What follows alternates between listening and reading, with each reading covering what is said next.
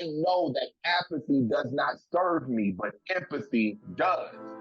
I know that manipulation does not serve me, but accountability does. I know that selfishness does not serve me, but selflessness does.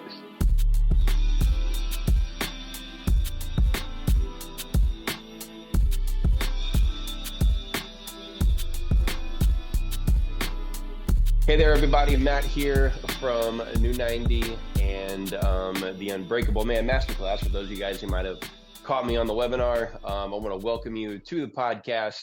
And we are starting off 2024 swinging for the fences. I did not go small on this one. I went big. I went huge on this one to start us off on the year. And I have brought a guest who I've been connected with for probably more than 10 years now. And it's just going to be a great conversation. And we just kind of caught up for a few minutes before we started recording here. And it's just my pleasure to bring him here.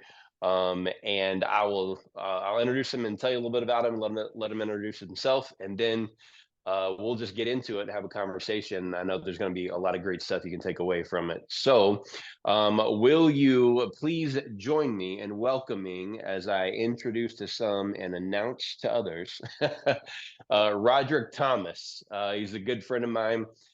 He is living, where are you at? You're in Oklahoma now still? Oklahoma I City? am. I'm in Oklahoma City. Yes, sir. Oklahoma City. And Rod and I crossed paths in Dallas, Texas. And I think you were coming right out of college, I think, or had just wrapped up college in Yep. Tulsa, right? Just wrapped up college. I probably met you my third year removed or so. Okay. Yes, Awesome. yes. Yeah, we were there at we connected at a church that we were working with at the time, and we just stayed in touch and connected there. And even as God kind of like led us in these different directions with life, we just still stayed connected. And that's been a great thing for me. So that's kind of how I got into knowing who Rodrick Thomas was, but I'll give him a second here to introduce himself. So Rod, you got it. All right, man. I appreciate it, Matt. Yes, I'm Rodrick Thomas. I am born and bred from the east side of Oklahoma City. I, as Matt stated, had an opportunity to be mentored and ministered to by Matt, and it was so impactful for me that even in my phone, he is Matt Poole with the captions that says "My Pastor." So he's Wow. he's been my guy, and yeah, I'm a football player, musician, a father, a husband, all of the good things. And so I am honored to be here. I definitely appreciate you having me, especially taking into account this venture that you're on. And thank you for having me, man. Thank you all for having me. Well, thanks for coming. And kind of my commitment to whoever watches the podcast and all the guys who it's designed to kind of help impact and provide value to is that I'm not going to bring you somebody, who's just going to come and say a bunch of cliched stuff, right? We're going to try to bring the reality of life and faith and struggle and overcoming. And some people are in the middle of it, some people are at the beginning of it, some people have overcome it, some people have overcome it and then went on to the next struggle, right? Like Absolutely. Absolutely. so I want to make sure that you guys know that that Rod is one of the guys I had to have here. And so anyway, so let's jump right in here. So Yes, will sir. you give us a little insight to your story? Kind of, you just said you're from the east side of Oklahoma City, Yes, and yes. kind of, just give us a quick overview, just a couple of minutes about who you are if people don't know you, and Okay. kind of how you got to wherever you are right now. Absolutely. I'm very honest about my story and my experience, not to bring shame, but to um, make a few things clear. Um, I am a survivor story. So the reason why I specify that I'm from the east side of this city is because we're not supposed to make it out of here. And if we do make it out of here, it's supposed to be because we went behind a wall or we were in a box, and those would be our options. The conditions that I came from were strained, to say the least. I had a drug addicted father, and a illiterate mother. That is not to shame her. She is a brilliant woman, but she was pushed through this same system. She too came from the east side of the city. So as opposed to teaching her the skills necessary to read and write, they pushed her through a school system, gave her a diploma, and said, "Go get it how you live." So I come from that type of environment. Um, my parents end up divorcing. I'm forced to stay with my father because my mother does not have the means to take care of me. That was a tumultuous experience. It taught me to either eat or be eaten. And at that point in my life, I chose to eat. I chose to make sure that I would never be victimized. And so a lot of intellect that I had when I was younger that my mother tried to foster, a lot of the spirituality that she introduced to me, a lot of the things that she tried to do to prevent me from going the wrong way, I turned from. You know, the prodigal child story I relate to in full fledged. I was him, and I feel like in various areas of our lives we are all him.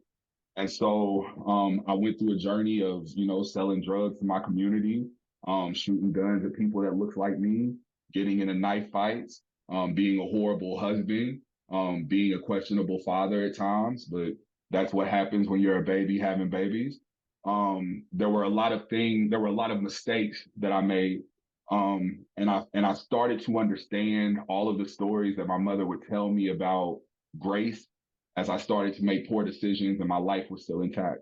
As I started to make drug runs and had guns pulled in my face and triggers pulled, but the triggers wouldn't let go. I've written records about these types of things that traumatized me, but also brought me to life, man. The metaphor, and I'm sorry to go off on a tangent, but the metaphor of like the butterfly is very real for me. That chrysalis cocoon process is excruciating. And the funny thing is that nobody knows what that caterpillar is going through in that darkness. They have no idea what kind of fights are going on. And when you're raised in conditions that I was raised in, when you made the choices that I made, it was a dark, isolating, crystallized place that I was in. And due to the grace of God, I was able to break out of that crystal and get to the other side. I was talented enough or I was blessed enough rather to be 6'5" with good feet. So even though I was making careless decisions, I had an opportunity to go to the University of Tulsa and play football. That gave me a degree, and it showed me that the world is bigger than the east side of Oklahoma City. It showed me that there were other experiences that I could have, that the decisions that I made are not the decisions that I have to continue to make. And so my life began to change. I began to see value in that woman that I impregnated, and I made her my wife. She is my wife to this day. We've been together since I was 14 years old. She is a backbone for me. She brought me the most precious gifts that I have. And those are the things that I now pride myself on. What kind of husband am I? What kind of father am I? And that points to what kind of man that I am. So that's pretty much my story, man. Graduated college, went to do the corporate America thing. Always had a passion for music. Followed that as far as I could follow that. Am grateful for what music gave me, but was open to the fact that I need to go through another crystallized cocoon process.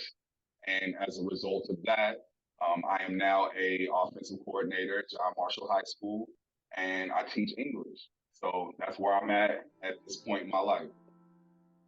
Everybody likes free stuff. Well, I got 2 free resources for you that are available right now. They're both ebooks, and the first one is called Breaking Mediocre. In it, I deal with 6 things that keep men's lives mediocre and what we can do about them. This is a great tool for some personal development, or even if you're leading a group of men who want to keep each other accountable for personal growth. There's a lot of great tools and resources in this ebook that will assist you through that process. The second book is called One Decision.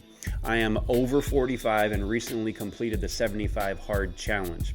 And I've had some people ask me about my regimen that included my diet, my schedule, my exercise routine that I kept during that 75 days. And so I put it together as a free resource for you as well. It's complete with a schedule, it's complete with the food plan that I chose, some tips on how to motivate yourself in the middle of those 75 days. And it even has links in there for things that you can buy of products that I used as well.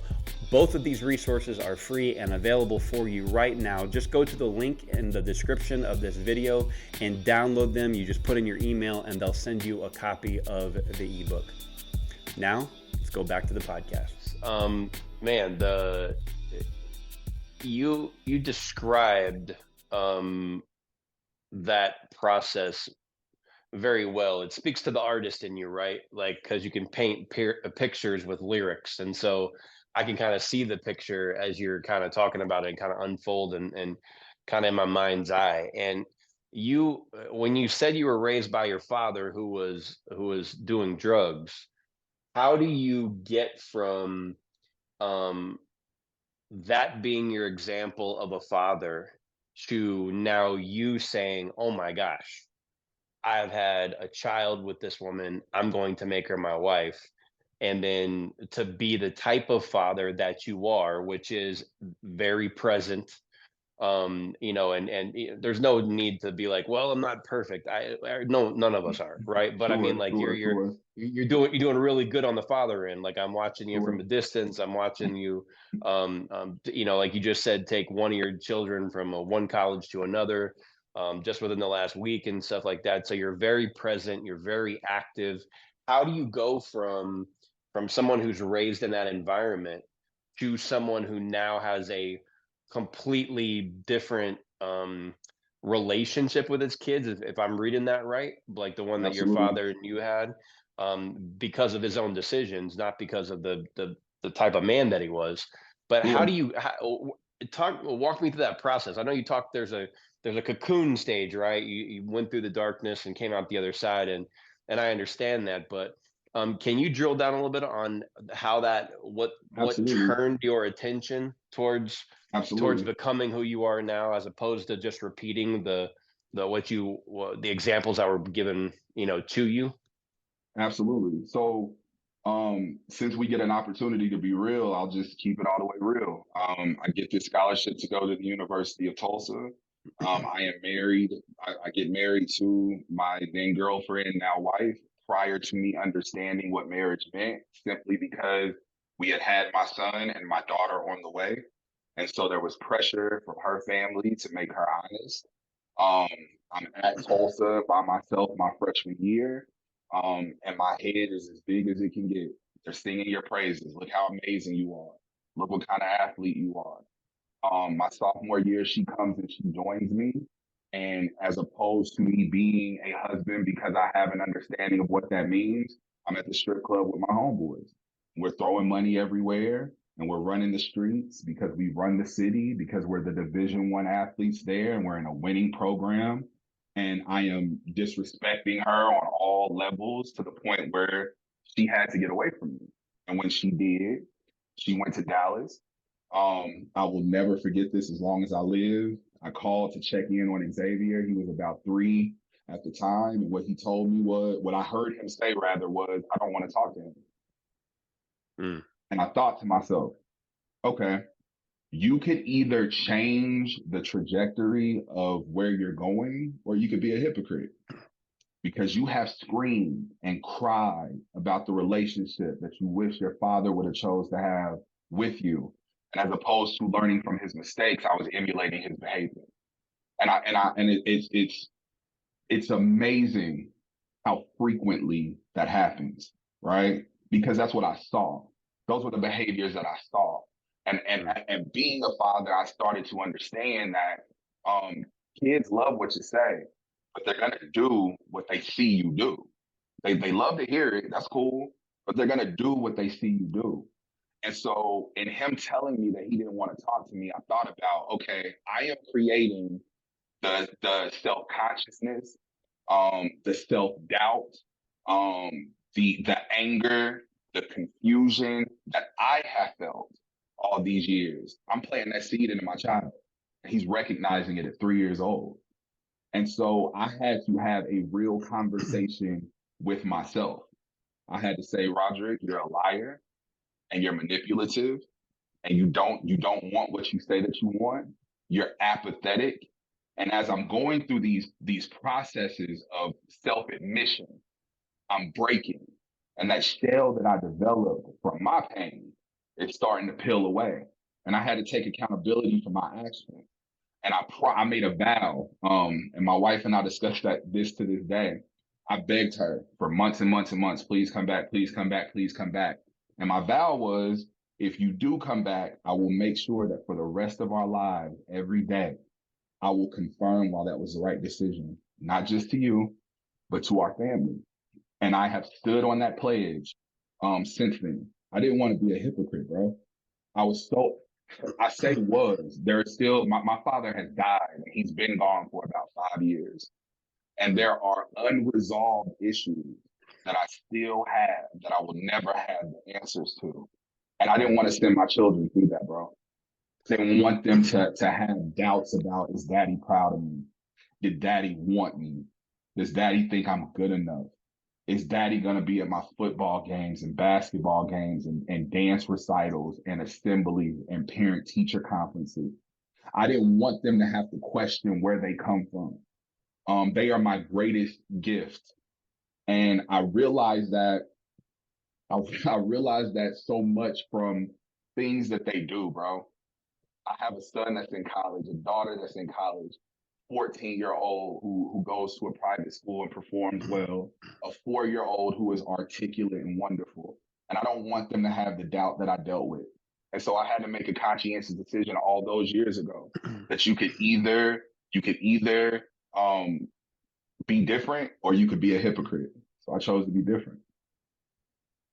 You described what I would just probably summarize as self-awareness. You had a moment of self-clarity, because most guys will look in the mirror and try to justify why they do what they do, right? Like, yes, I do the fill in the blank thing, but that's because of this. And Sure. and I got really good from a ministry context of justifying my jealousy, my envy, my own private anger, all the stuff that's you can't see that's in this inside of me. I got really good at justifying that over the years. I saw it around me and I emulated it myself. But and then it took a kind of come to Jesus moment of like a self, self-awareness, and to go, man, I'm not as good as I have kind of built myself up in my head to become. How Sure. did you get to that point? Because how do you get the guts enough, or the fortitude to go, I have to have an honest conversation with myself. I got to stop the justifying all the things I'm doing, the clubs and running the streets, and all the things that you just talked about. Where does that come from? Where does that, I mean, I guess I call it conviction, right? Like, but where does that arise from one day where it kind of turns the light on for you and go, oh, dang, I know it happened. The light came on when your son said that, but that has to flow from a place, right? It's just not Sure. someone inherently goes, oh, you know what? I'm not very good. I just got to change a little Right. bit here. You know what I mean? And Right. this is what I'm going to do to be better. You know what it was. You weren't doing it. Where does that come from? How do you get to that process? How do you even get to that place? First of all, I had a praying mother. Mm. And to know my mama's story and to see what she had to fight and claw through, and to see that she did everything necessary to get me out of the condition with my father and then raise me the rest of the way and send me off to college, and to see that woman on her face crying out to God on a regular basis. Nobody couldn't tell me that wasn't real.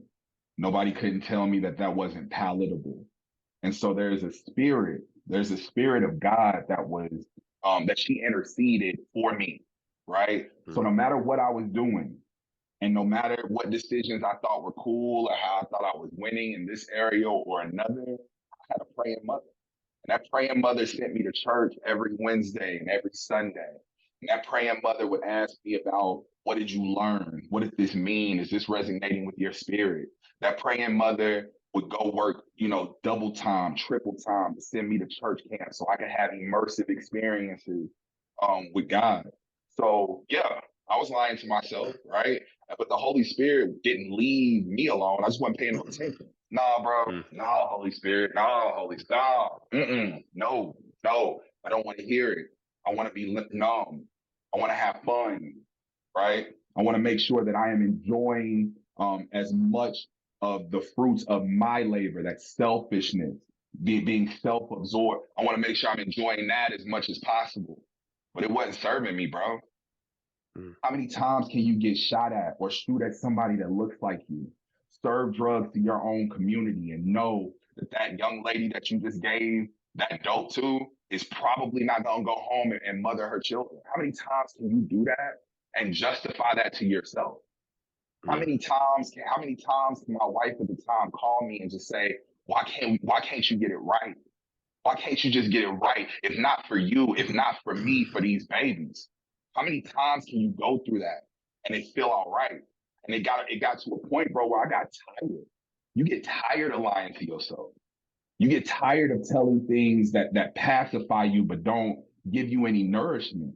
And I was malnourished. I was emotionally, psychologically, and spiritually malnourished. I could not get rid of the infection that I was dealing with because I wasn't acknowledging the sickness. So I had to finally acknowledge the sickness. What led me to that was fatigue, bro. Tired. No matter how many drugs I did, no matter how many women I entertained myself with, no matter how much money I had, I'm tired. I'm exhausted. I'm depleted. And so it gets to a point where you go, okay, like how long am I going to choose to be depleted? How long am I going to choose to be empty? When am I going to decide to fill myself with something that's sustaining? And that's what led me to that. That praying mother, her conviction, that God and Jesus that she introduced me to, that Holy Spirit that enveloped me and wrapped its arms around me, and the understanding that I was exhausted is what led me to that self-awareness or self-realization. So there's two things I want to you said a whole bunch, but there's two things I want to kind of draw people's attention to that I hope you're hearing, not just the words he's saying, but you're visualizing the picture he's painting with his words here. There were, I'm say, I'm in the church world, so let me say it a little churchy. There were seeds, there were seeds planted in you long time ago. Absolutely. That after a while came through fruition and you had to deal with. Absolutely. So let me pause right here.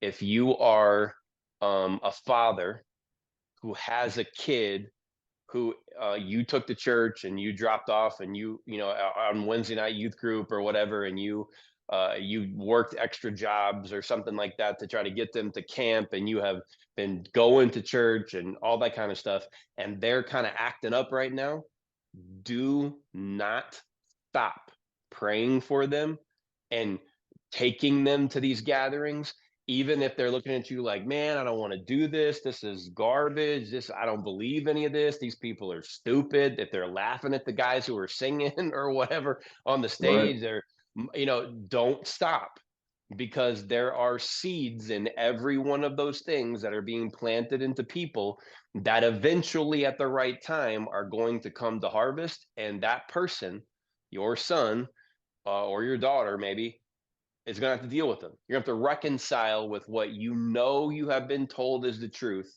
but inside of you is the truth, what you've experienced with God. So if you're someone who's got a kid who's in that position, do not stop praying for them. Do not stop taking them to experience God in these youth services, these churches and things like that. Do not cut out on that, because you're looking at and you're hearing from somebody who is living proof, let me hit you with the church word again, a testimony of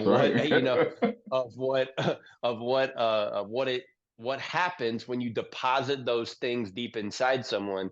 they will come up to the surface, and God will use them in the way that is needed to bring those people to a point of conviction, and then they got to make a decision. The second thing is, if you're somebody who is in Rod's position, like you were taught about God, you read the Bible a little bit, you used to go to church. I just listened to an interview right before the holidays with the professor, the basketball player from And One mixtape, Yes, yes. back in the day. And he talked about, I just went to church because I was playing in a church league, and I felt bad that I didn't go to the services and played in the church league because I just wanted to play basketball somewhere before he got on the tour. And he's like, all that stuff just came back to me. And the details of your story may be different, but the foundational principles that he has described here in the first part of our conversation are alive and well, and they're active in you. So if you've got a kid who's wandering off, don't give up on them. But if you are the person who's wandered off, there is a moment of reconciliation that might be happening right now, where you're going to have that moment, and you're going to have the guts enough to do exactly what Rod just explained and go, I have to look in the mirror and give an honest assessment of myself. No more justifying the sin, no more justifying the reckless living, no more justifying the selfishness. I think that's the word to use, self-centered, Absolutely. self-absorbed. I don't want to do that anymore. Now I have to decide, is this how my life is going to go? Mhm. Because that conviction only comes when there's a different road to take. And And so, what better evidence of the faith that you proclaim to have than to continue even when it doesn't seem as though it's working? right. My mother truly prayed without ceasing. Mm. It didn't matter what she saw, because she saw it all. Yeah. She saw me going the wrong way. But I learned the depth of faith through, in hindsight, seeing how many times she fell on her face anyway. Right. So what better evidence of the faith that we proclaim to have than to continue even when it doesn't look like there's a way out? She absolutely 100% believed that was the solution. That is, Without man, question. that gives me chills just sitting here. She understood. It's even convicting for me, right? Like I look around things. I've been in ministry a good chunk of my life, and things that aren't going well in my own life, and I'm like, dang it. And then I kind of like want to wander off, and I don't, man. I told a friend of mine the other day that that he's kind of going through a hard time, and I kind of tried to empathize with him, and I told him, I'm like, at one point in time, things were going so bad on my own end where hope was painful because Mm. I didn't. When is this going to be realized? You know what I mean? And Mm-hmm. so Mm-hmm. your mom's a great example of pushing through all of that, because it doesn't matter what you see, the behavior of your child, what they're saying to you right now, your own life, the struggles that you're going through in your own heart, your own selfishness that you're dealing with. But what the right thing is, what the truth is, and when you have the strength to go back to that, because that is the solution, Yes, sir. it is a confirmation that you really do believe what's coming out of your mouth. Absolutely. Man, that's Absolutely. great. Those are great things. We need to take every guy needs to take that principle away from Rodrick's mom, right? Because it's evident in her son, it's evident in you, because of that commitment, and because you saw her do that. Here you are having an honest conversation with yourself, and now that same faithfulness that was exampled to you then, even though at the time you rejected it, you're now going, oh my goodness, that is the ticket. I'm got to Absolutely. remain faithful. And that changes your behavior going forward, watching her example, even though you eventually went to live with your dad. Right. Absolutely. The okay, so let's keep going with your story here. That right there is enough. Y'all should pause that, rewind it, and watch it again. That's so good. But let's keep going here a little bit. So you're at Tulsa, right? Yep. You're playing football. Yep. You're not going to say this, but y'all won the it was the FBS. No, we won. We went bowling 3 times, won 3 of our Yep. bowl games. We had the NCAA record for most total yard production, 5,000 Nice. yard passer, 3,000 yard rushers, Hmm. 3,000 yard receivers, 2,000 yard rushers. That's still in the history books today. So that was the Nice. kind of noise that we were making. Nice. What we see in football today in terms of that spread, no huddle look. Hmm. My offense coordinator was the Google that Gus Malzahn. So we kind of kicked that off for sure. N- nice. So you guys start doing that, and then there's an opportunity for you to continue on, right? To That's go right. past college, to go up to the league, and then That's you right. had to make another decision. So here Right. you are, have already committed to your now wife. She's with you, or she's Yep. gone to Dallas, and you're telling her, I'm going to make every one of these days, remind you that you made the right decision and why this is the right decision. And now you have an opportunity. When you were telling your story before, it's like, yeah, I went to corporate America. Well, there was another hard There was a decision gap. there was right in there that you were invited or had an opportunity to possibly wind up with a team in the league, and then you had to make another decision there. Can you walk us through that and talk us about the decision making? So I had a few workouts and some serious talks about going to the next level, and I wasn't ready. I didn't believe, and I know this to be true. I didn't have the tools necessary to have millions of dollars at my disposal and Mm. still be a father and a husband. That was a part of that self awareness. It's almost like when you lie to yourself for so long that when you start telling yourself the truth, that's the new addiction. The new Mm. addiction is let me start keeping it all the way real with me, Man, right? that's good. So I had to get to that place where I could continue to chase this dream, right? Which now the focus and the promise that I made in terms of being the husband and the father that I say that I want to be was going to become a distraction for the idol in its place, which would have been how do I get to the league? How do I get to the league? Let me make sure I get to the league. Got to get to the league. Make sure I get to the league. And so I decided pro day came at my university evening and I didn't go. I didn't Mm. go. Because to me, I took this journey in football that I took, and it was amazing. I'm grateful for it. I'm so grateful that I had an opportunity to go through that. But I only get to be a daddy once, y'all. I get to be a daddy one time, yo. Like that's it, right? I'm now coaching the sport that I loved and that I had to step away from because that opportunity could represent itself.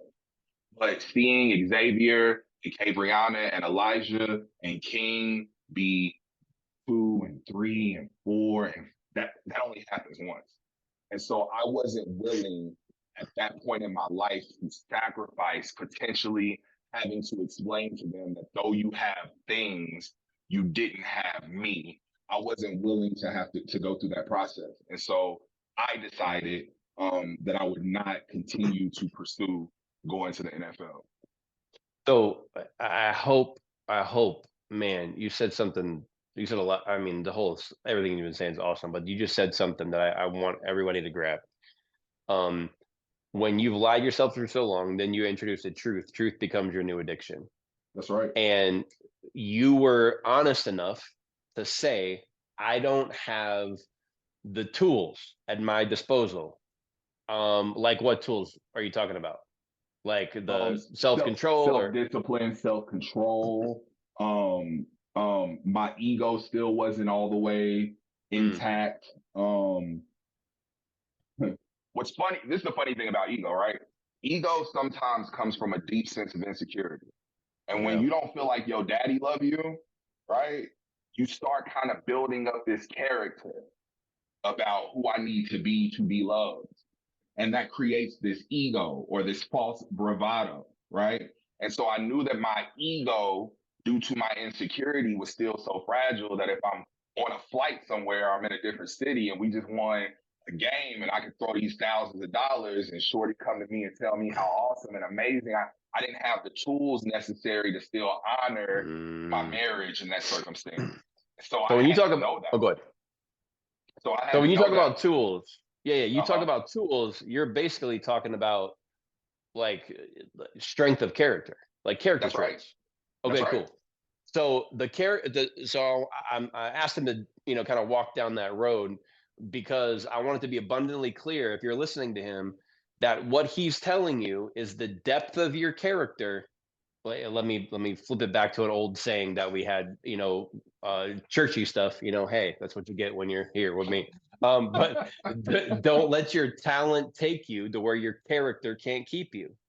I love If it. your character is not strong enough, then so what? If your talent made room for you, you're gonna get Right. there and self-destruct or implode or wreck the family and all that kind of stuff.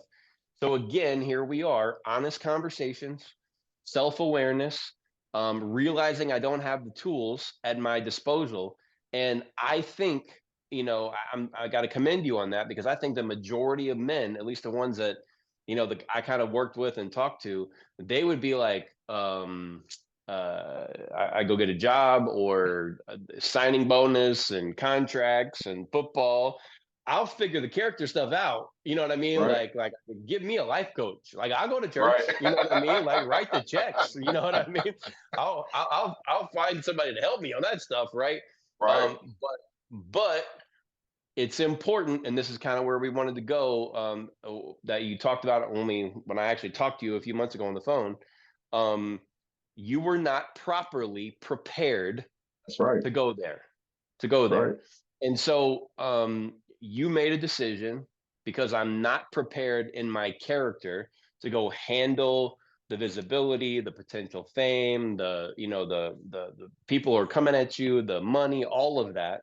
You're not properly prepared to handle that and succeed in the areas that you have now realized are most important.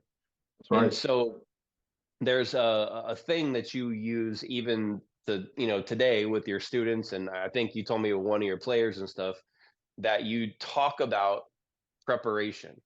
And Sure. so that was a perfect segue to get to here, unplanned, by the way. So Right. kudos to us for Right. that one. Look at organic. That's awesome. Yeah. um, but we wanted to get to that place where we talked about being properly prepared. And so, I could sit here for hours and kind of catch up with Rod, and we'll do another pod with them in the future. So this one doesn't become forever long and, like Joe Rogan length, like 3 or 4 hours later.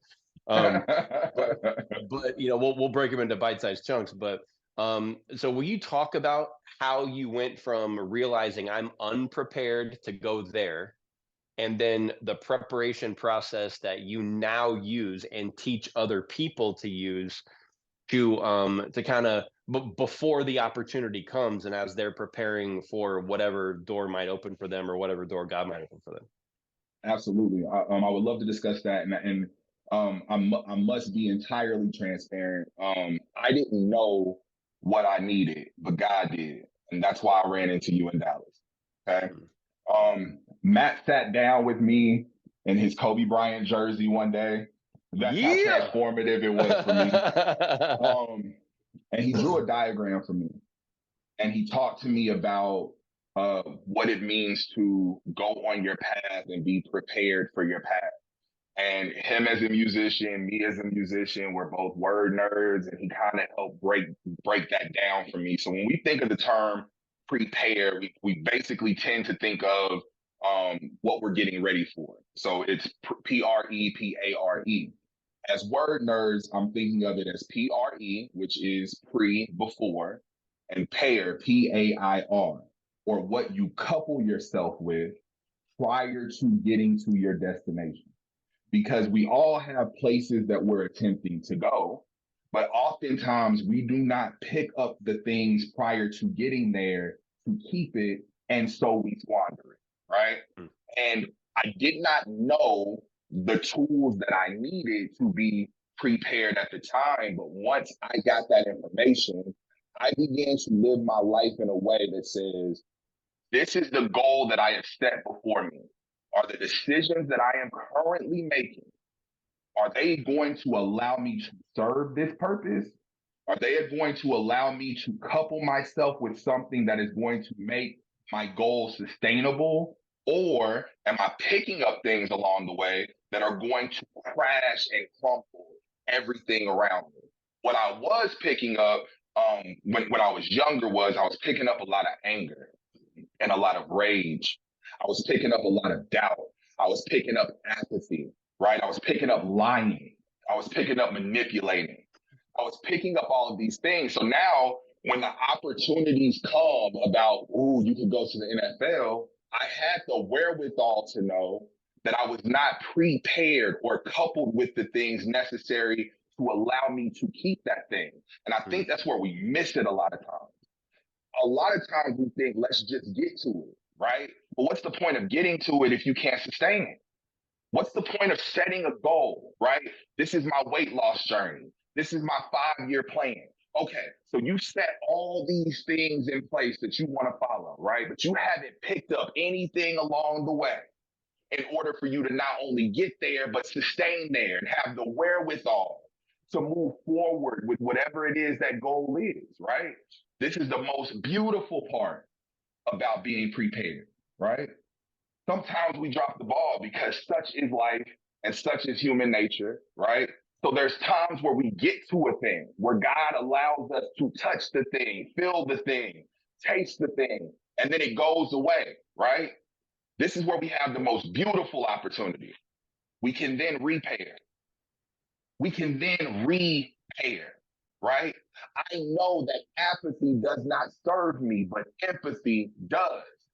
I know that manipulation does not serve me, but accountability does. I know that selfishness does not serve me, but selflessness does.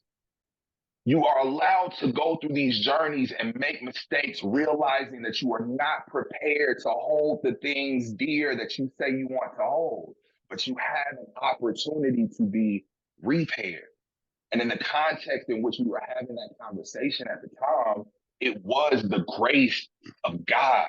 It was the blood of Jesus. That was the thing that allowed me to repay. I am alive right now, not due to my decision, but due to grace. And I don't question that. I don't like there's I know what a barrel staring down a barrel of a gun looks like, feeling that on your face. I know what that looks like. I know what it is to eat too many ecstasy pills. You know what that looks like. I know what it is to get so intoxicated that you wreck your teammate's car. I know what that is, right? So I know it is nothing but grace that has allowed me to stand up from myself, look back from myself, and say, okay, how can we repair your decision so that you can get to the place that you want to go and not only receive it, but sustain it? And that's the path in which I'm taking in my life, even at this point. Am I coupling myself with things that are going to serve my purpose, or am I coupling myself with things that are going to cause it to crash and burn? Man, the teacher, the artist, the football coach, and the preacher all like just came out of you at one time right there. It just hit me like I'm like, let's go. Like I want to hit something. Like I already been to the gym today, but I want to go back. You know what I mean? Like I want to help me max out again. Woo, man. Yes. Okay, so look, there's moments. I think most people are like this. There's moments where you hear something that's not yours, but it becomes yours. Like if you hear a song and be like, "Oh no, that song resonates so much with me. I didn't write it, but it might as well be mine. I just take it as Right. my own. Like I know it inside and out and can talk about it." And though what you just said was kind of what God sparked in your heart after we had a conversation, that might have been where it came from, but that message is all yours. It is embodied in you. It has been applied by you. It has been exampled by you, and so that is amazing to watch because you have taken something and said, I'm going to use this as a foundational pillar in my life, and it is Absolutely. evident. So the question here for all of you who are watching is, if you are looking ahead, we're at the beginning of 2024 when we're recording this, I think we're the 11th, January 11th when we're recording this. I think a third of every person who made a New Year's resolution has already bailed on it statistically, and Yes. 60%, 60% bail, or I think it might be a little bit more than 60% bail by the end of January, and everybody else kind of trickles off throughout the rest of the year. So you are right smack dab in the place of looking forward and potentially already have given up on the thing you wanted to do, or that God put in your heart to do, or that you should be doing. Um, but now there's an opportunity to look ahead differently and ask yourself, what are you pairing with? Are you pairing with that anger that he talked about, or the empathy that he talked about? Are you pairing with frustration? Are you pairing with peace? Are you pairing with the reality that I'm not as good as I thought I was? Or are you going to continue pairing with your ego? You have already paired probably with the wrong thing before you got somewhere in your life, and you've seen the result of that. Now it has led to some type of, the train came off the track or derailed somewhere, but now you have an opportunity to repair. Repairing is, in the context that we're talking about, that RE-PAIR, all it is a restart. It's That's this right. didn't work, and now I'm at the beginning of going forward again, and I'm going to have to reattach myself to the things that are not going to derail me, but keep me going in the right direction and keep me on the path that is going to lead to fulfillment, which is ultimately satisfying God's command for us, right? So that's where we Absolutely. find our purpose. So I will wrap up the pod with that message, because it is something that I don't want to just blow past. Like, we could Right. have stopped. The front part was so good, we could have stopped there and made 2 episodes, right? But we kept going and got to this, and I'm glad we did, because there is a challenge, a direct challenge from someone who has gone through. I prepared with the wrong thing, went off track, then I repaired, and then got back on track. And so the level of self-awareness, the seeds that are planted in him, and now he knows what he needs to connect to. This is the value of having a coach, a mentor, somebody who's older than you or walked a different route in life than you have walked, different experiences, different successes or even failures. This is the benefit of it. And what it's another thing that we're trying to do through the pod is to bring people like Rod to you, so you can take from his experience, apply it to your life, the things that he's already learned, and then allow that to catapult you. So before you launch, what are you paired to? That's right. What have you paired yourself with? Faith wise, financial wise, your health wise, what your mentality, your emotional, place there. Some of y'all might need to go see a counselor. You might need Sure. to pair with counseling before I you did. even try to. You did? Oh, yeah, I he did. did. Okay, cool. And there's a lot of people who'd be like, I don't need no counselor. Well, I'll put him up against anybody that'll take you out, right? Like, he's just big and strong, right? Like, if I got to pick somebody to fight for me, it's him. And if Absolutely. I can find the biggest, strongest dude who can go, bro, I needed help and I went, you can do the same thing. Go get the help that you need. Talk to somebody. Call your pastor. I'm in the church forever. He don't care. If he's the right pastor, if he's a true shepherd, he don't care. He's not going to ask Right. you where your tithe check is and be like, Right. bro, how can I help you? Walk down the road. And so, um, the man, he's just been giving you gold today, just a whole bunch of gold. And I'm hoping that you don't just let it fall on the ground. You pick it up, put it in your pockets, put it in your heart, more importantly, and you walk forward with it. Because if you will understand what he talked about, the self-awareness, the seeds that are planted in him, making that right decision and pairing with the right thing before you start walking down the road, man, there's nothing but God honoring great things in front of you. And man, that's good. I'm still jacked up. Like, I wish I could go preach right now. I gotta stop. I gotta stop because I'll make the podcast another hour long. But man, thank you so much for being here. I'm gonna give you the last word. Anything that you want to say to men in general, anybody who might be walking the same path or can glean from the things that you've just shared. Anything, I'll give you the last word and then we'll wrap it up. Yes, sir. Pray because it works. Um, and be prepared for what you say you want. And give yourself enough grace to know when it's time to repay. Matt, I appreciate you, brother. I love you to life. Thank you so much for inviting me to your platform. I appreciate you, brother. Well, I'm definitely going to be having you back. I got so many scriptures popping in my head. I'm just going to be quiet right now because the preacher in me wants to go. But listen to what he said. Pray because it works. Prepare for where you want to go and give yourself enough grace to repair before you start taking another step. Man, that is the perfect way to end this pod and the perfect way to start your new year. And if you're watching this in the future and it's not around the new year, it's a perfect way to start again wherever you're at. Prepare. Thank you guys for joining us.